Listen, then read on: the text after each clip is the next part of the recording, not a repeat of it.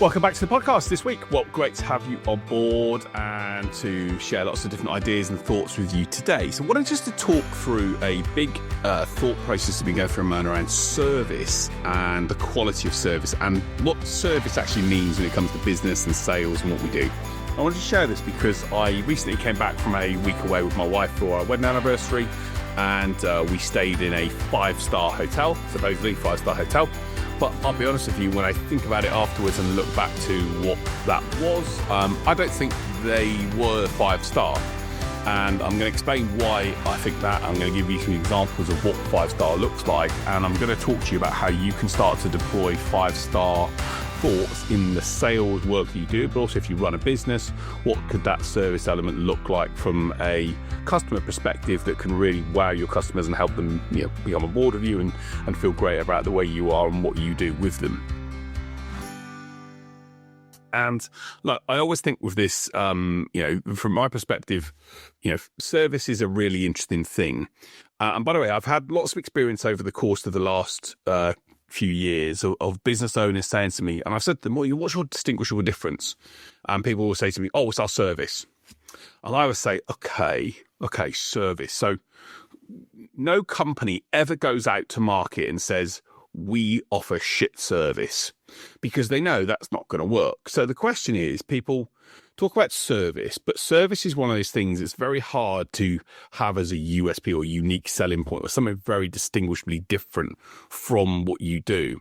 And so when I hear business owners say our service is the unique bit of what we do, it's our difference, it's our bit that makes us, I'm always a bit like, okay, let's define that. What does 5-star service, what does top quality service really mean?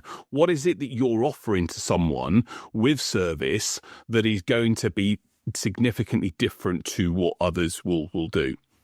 And so I'm going to give you maybe 4 or 5 things that you can think about as part of this. It's not going to be a longer podcast today, but just a couple of things to think about it and how you can apply that in a sales environment. And like I say, I'm going to share with you the best example of service. And the reason that when I look back at this hotel, and I stayed in, I'm happy to share what the hotel was. It was a hotel called Las Arenas in Valencia. They promote themselves as 5-star, and there's lots of good things about the hotel. Lovely hotel in many cases. But I've been to a place called Coworth Park in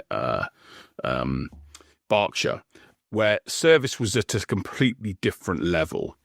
And it's hard to explain when you know, but when you see the differences, there are a number of things that just distinguish between Coworth Park and which I think is a 5-star service environment versus the hotel I went to. And some of these things are... Firstly, number thing is the small details. So what do I mean by small details? So what I mean by small details is the things that you just the nice touches, the little things that make a difference. So, for example, giving an example of that, well, I was at Coworth Park. Actually, been there a couple of times recently, but went there with my sister-in-law and I were 50 recently. So went there for some lunch before we went to a Coldplay concert. And told them it was, a special lunch. And they did the little thing at the end where they put a candle on a nice bit of cake, and it was done in a nice way.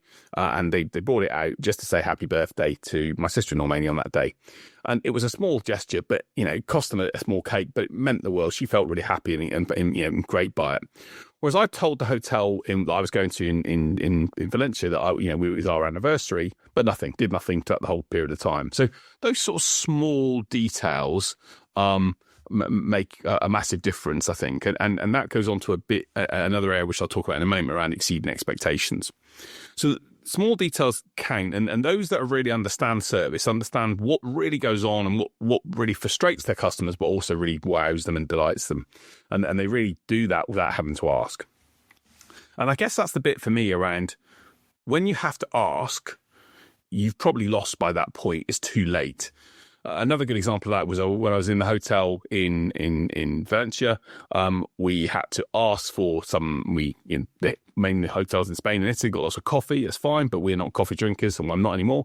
And we'd have tea, and we asked for some teas we bought into, or some cups and milks we bought in, and had to continue to ask time and time again. So the small details made you think, actually, I don't want to do that. Whereas again, all these places, we've told them it's happening beforehand. They know what's happening. They don't have to ask. They do it, they think about the customer's perspective. And there's a great book that you should read called The E-Myth by Michael Gerber.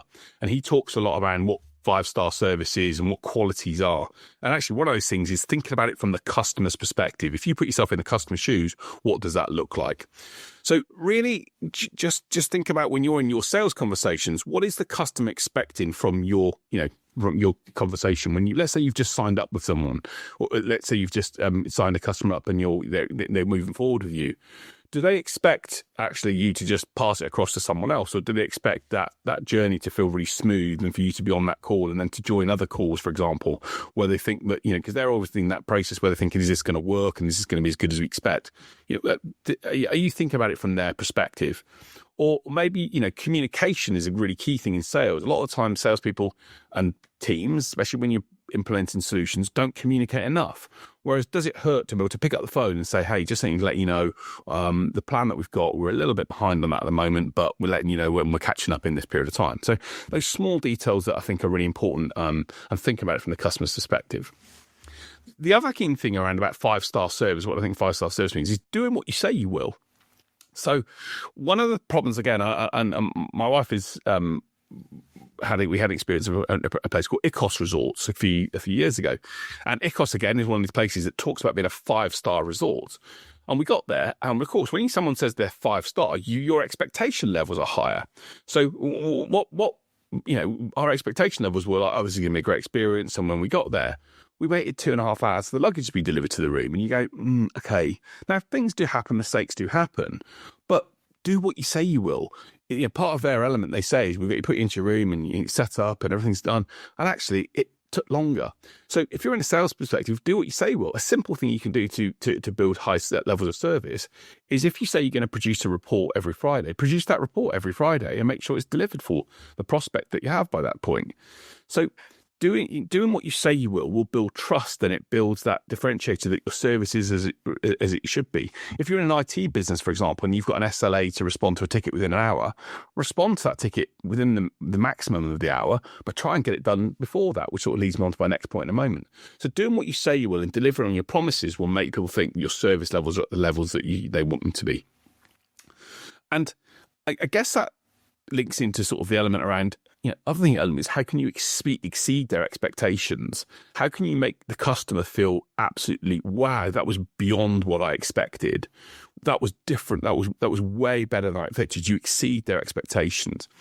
And one of the things that, again, you can do is maybe you're in a pitch situation where, let's say you go into a pitch situation and you're going into an environment, you might want to not just print off, one copy of the documents that you're doing, but 6 copies for everyone in the room. And maybe you could also then personalize each copy so that one's going to the finance director, one's going to the ops director, one's going to the CEO, whatever. Personalize it and actually then maybe do a little note inside of there to say thanks for, the fact that you showed that you've taken something care with them. Or maybe you can even bring to that meeting a small cake or something like that that's got their name on it. Something that's personalized, that exceeds expectations, that makes them think, wow, you've gone over and above the call of duty there.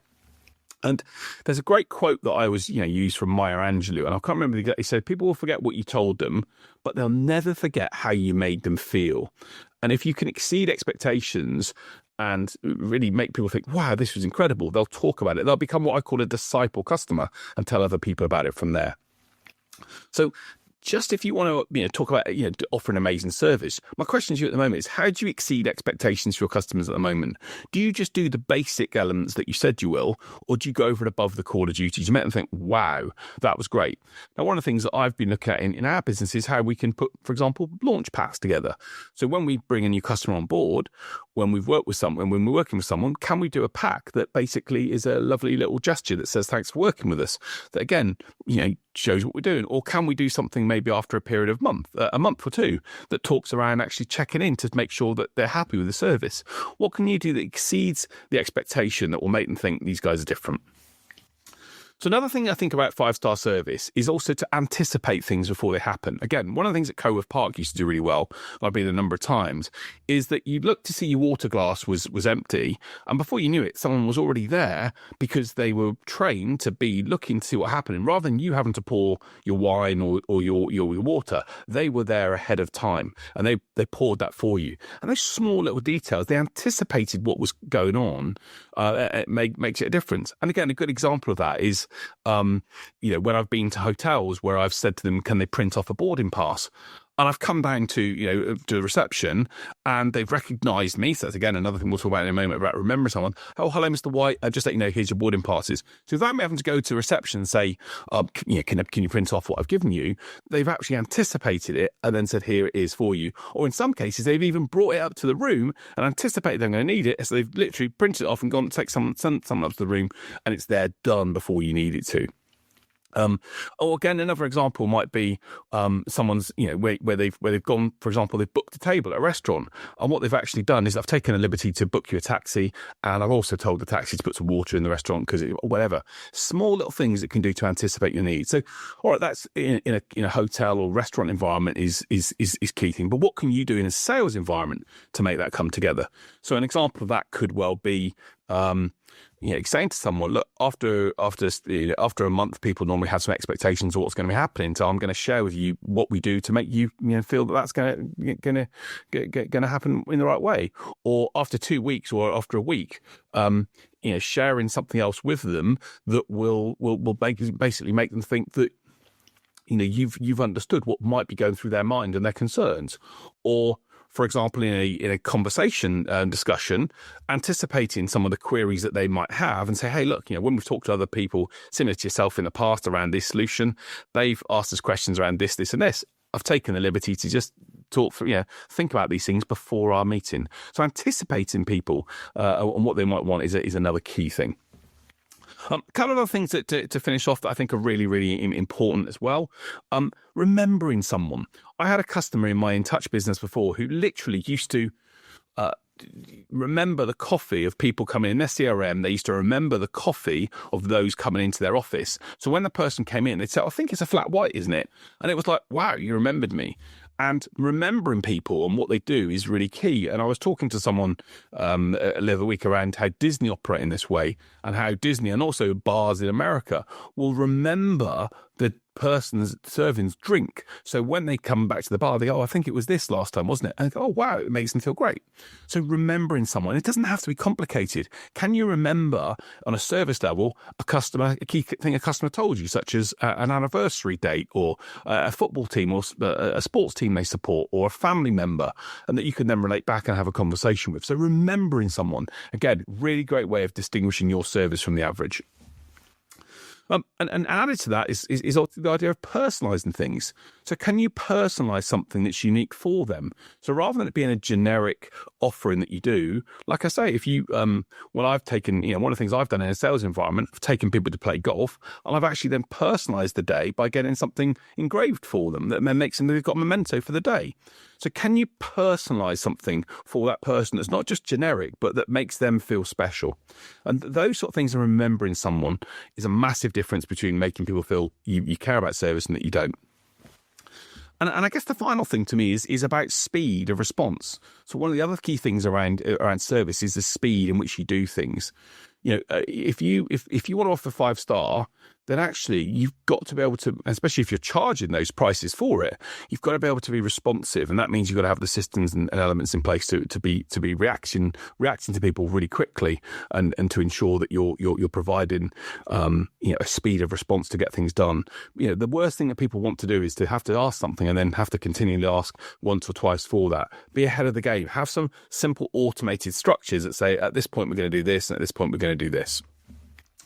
So look, I think service is a really key element, but one of the things I'd encourage you guys to just do is to just look back at what your the current service that you have in place is. And I would just encourage you to literally look back and say, what is it you do to distinguish yourself? And is it the fact that you deliver on time all the time, for example? I don't know. What are the things that you do that is just outstanding service, and try and ask and if you're not sure, ask your customers, what are the things that we do that you really love, that it makes you think that our service is better than others, and ask those questions and see what sort of response you get.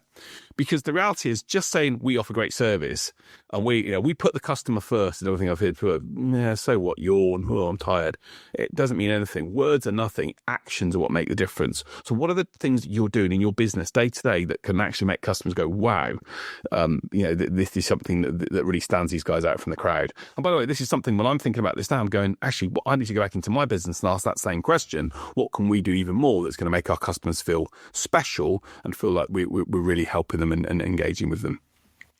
So look, but your thoughts on this as well. Reach out to me on social media, James White Sales, at any of the channels. Tell me what your thoughts are. What are the things that you look for and see when it comes to service? What are the things that make it obvious from your side of things? I'd love to know what those things are. What are the things you've seen in example from companies that are just different levels of service? And if you're in a position where you're trying to stand out from the crowd and you're not sure, then come have a chat to me to see if we can talk about some things that you can do. I'm working with an organisation at the moment where I've been able to identify a couple of things that they're doing that they thought was standard, that others aren't in their industry, that enables them to distinguish themselves and offer better service, which means that they can also offer a slightly higher fee. And remember this, final thing to leave you on. There was a great stat that was given once, which is 27% of people will buy premium.